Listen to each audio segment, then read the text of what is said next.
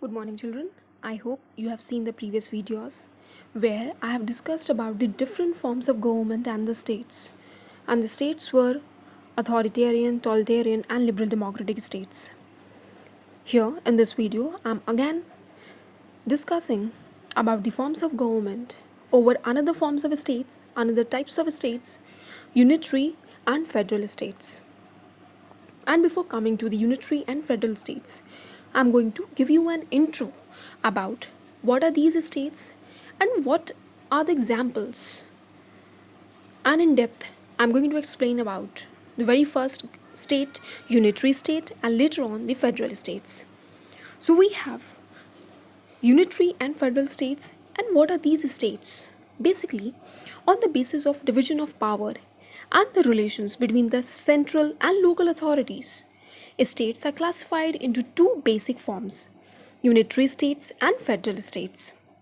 Now, what do you mean by federal state? A federal state involves a division of power between one central government and the other state government. On the other hand, a unitary states vest all the power with one single central government, and the local government derive their power from the central government. So I hope you will have understood key what are unitary and federal states.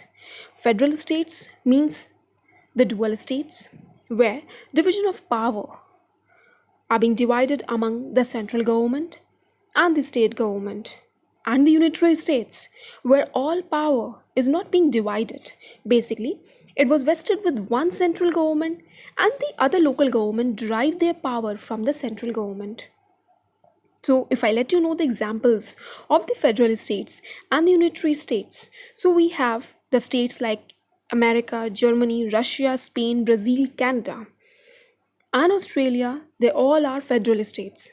On the other hand, England, France, Japan, China, and several others, they all are called unitary states. So let's start with the unitary states first. Now, what are unitary states in depth? If you see, unitary state is that state in which all the powers are vested with one central government, and the local government exists and operate only in a way as it deemed fit by the central government. It involves the creation of a single integrated system of government where all the powers are being seized by the delegation, and these powers they are deriving from the central government. In this form of a state, there is a single legislature, a single executive, and a single judiciary for the whole country. That means the central government is very powerful in the unitary state, and the other local government are deriving their powers from the central government. Now, these local government they work as a unit, as administrative units of the central government. Their powers, rules, they were all dependent upon the wishes of the central government. And the examples we have, as I've already mentioned, Britain, France, Japan, Italy, China, Albania, Bulgaria, Bangladesh, Congo, Egypt, Finland, Ghana, Greece, Hungary, Iran, Italy. Almost all small states in the world have the unitary states. So I hope so you people have understood. Now the unitary states here I have already written all the powers are vested with one central government where local government derive their powers from it. Single legislature, single executive, and single judiciary all are working under one powerful central authority. Example I have already mentioned. Let's move on to another slide. Now we have the features of the unitary state. So let's come on to the features. The very first feature is single central government. In unitary states, all powers are vested with one single central government whose authority is supreme over all parts and people of the state. Lawmaking authority is not available to any other organ or institution because there is only one central government that makes and implements law. Next feature, the will prevail over local government. In a unitary state, the local government are created and vested with all the powers by the central government. They work as administrative units or the departments of the central government. They operate under central government directions. Their boundaries and powers can only be changed by the will of the central government. Another features, they are written or unwritten constitution. Now, what is it?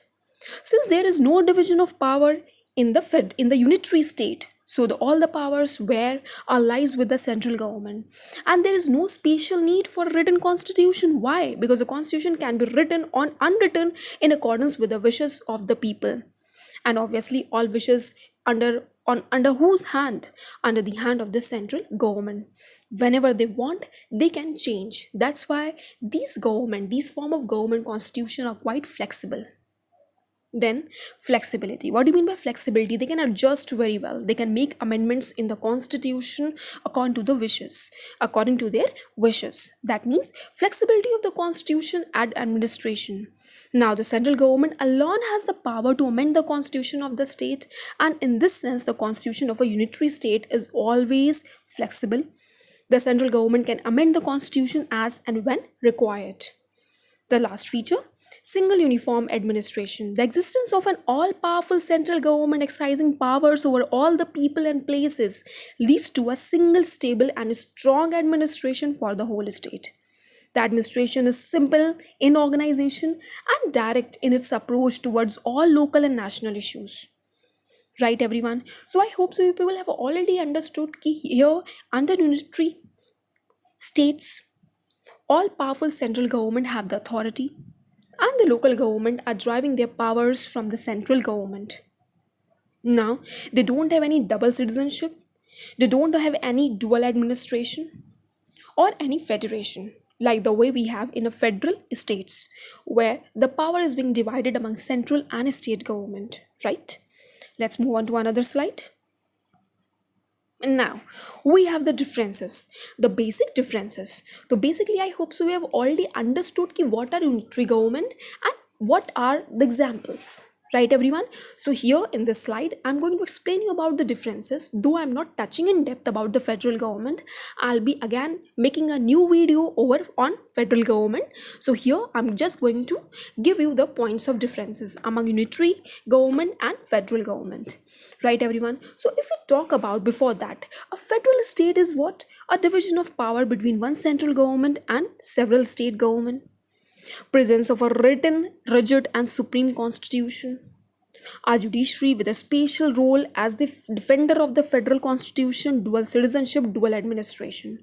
All categorizes the federal states. On the other hand, a unitary state does not need a division of power and a written and rigid constitution. It is a government by an all-powerful single central government with the local government working as its agencies. Now, basically, the federal unitary states are two alternative forms of state. Mostly, a state is either a federation or a unitary state. However, a state can have a government with both federal and unitary features. Like the best example is India. India is a federal state with subsidiary Unitarian features. It has a federal structure working along with several Unitarian features. Like in India, we have the federal government, but it is unitary in character, where the power is being divided among central government and the state government, but here the central government is all powerful, right? In fact, all modern federations have been usually working in an Unitarian federation, because in each of it the central government has come to be much more powerful than the state governments. Right, everyone? Now federalism has now taken the form of Unitarian federalism. Right? Why? Because of the powerful presence and role of the central government. Right? So this feature is now a part and parcel of the federations working in the USA, Canada, Australia, and India. Right, everyone? Like in every unitary state, the central government has been carrying out its work along with a network of several well-organized local government. In these states, Unitarianism stands modified. Right, like in the UK and France, well-organized, active, and powerful local government are at work along with the unitary government. So I hope so people have understood the basic differences. The basic differences: powerful single central government with the local government working as its agencies. Example: England, France, Japan, China. Single uniform administration. That is the characteristics of the unitary government. On the other hand, federal government: division of power between one central government and the several states government. Example: USA, Germany, Russia, Spain, Brazil, Canada. And the division of powers, that means union list and the state list. I hope so you people have already heard about the legislative powers of the Union Parliament. The Union Parliament, what? Union Parliament have the control over three forms of list.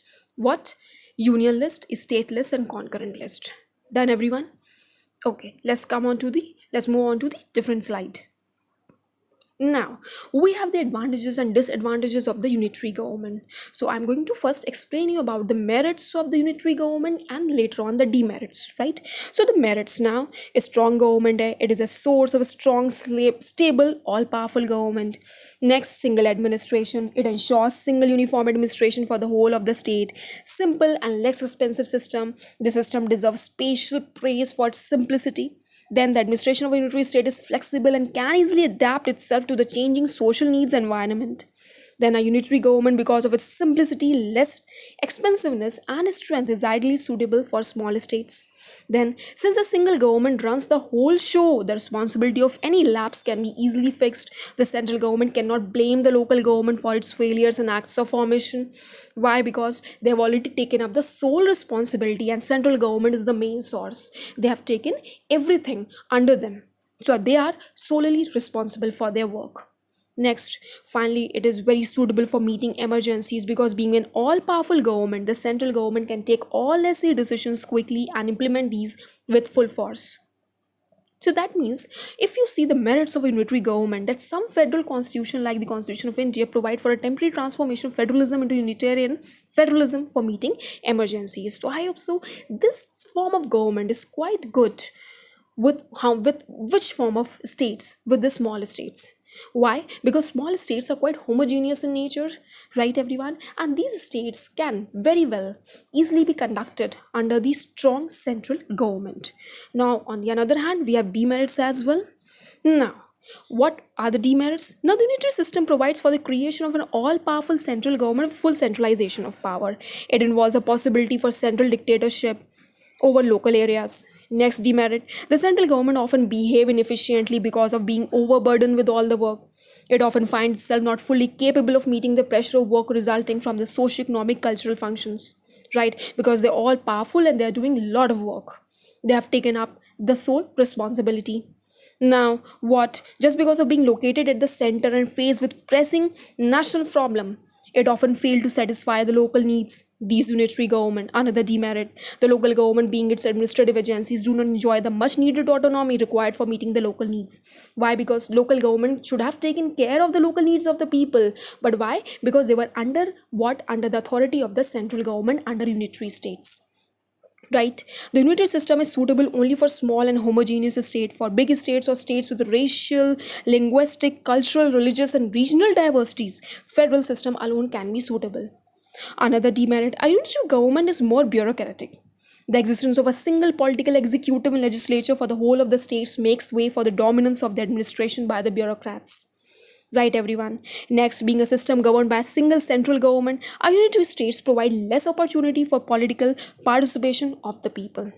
So, obviously, the people receive less political education, and there usually exists a psychological gap between the people and the government. Right, everyone. Next, then we have, because of being a system based on concentration of power, the critics regard a unitary government as less democratic. It kills local initiative. It further discourages popular interest in public affairs. So I hope so people have understood what is it all about. Like in conclusion, we can say that because of its simplicity, strength, and stability, a unitary government represent a useful type of governmental organization which can be fruitfully organized and work in small states. That means this form of government can very easily can help the small states efficiently. Right, everyone? So I hope so you people have understood till here about the unitary states. Though I touched the few portions of the federal states, I'll be discussing about the federal states in the next video. So till here, do watch this video attentively, and the next video I'll be covering about the federal states. Thank you so much.